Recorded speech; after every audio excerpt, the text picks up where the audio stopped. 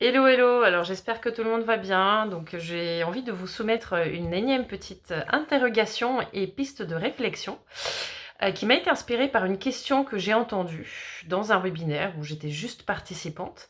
Et en fait, la personne demandait «Oui, mais moi, le confinement, je le vis super bien. Est-ce que je dois m'inquiéter?»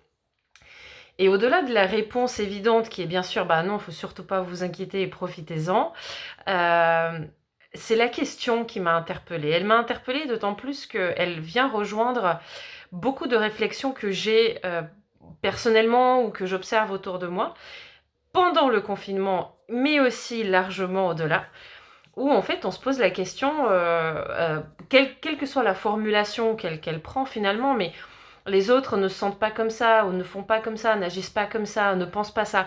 Est-ce que le fait que moi je le pense, c'est normal? Chez les neuroatypiques, ça rejoint le syndrome de l'imposteur, par exemple. En fait, le truc, c'est qu'on doute de nos repères intérieurs. Et finalement, le repère de comment on devrait se sentir, agir, penser, etc., ben on se rend compte qu'il est quand même placé dans la majorité. Il est placé dans ce qu'on observe à l'extérieur, chez les autres, dans ce qui est communément admis comme normalité. Et il y a quelque chose que je trouve assez dérangeant là-dedans, et je suis en plein dedans aussi, bien évidemment, assez souvent.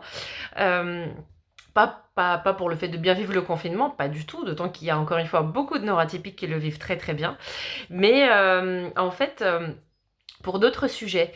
Et je sais que je ne suis pas la seule, et c'est pour ça que je vous soumets cette interrogation. Et l'angle sous lequel j'ai envie de l'aborder et vous proposer de l'aborder, c'est vraiment cette question de repère, cette notion de repère.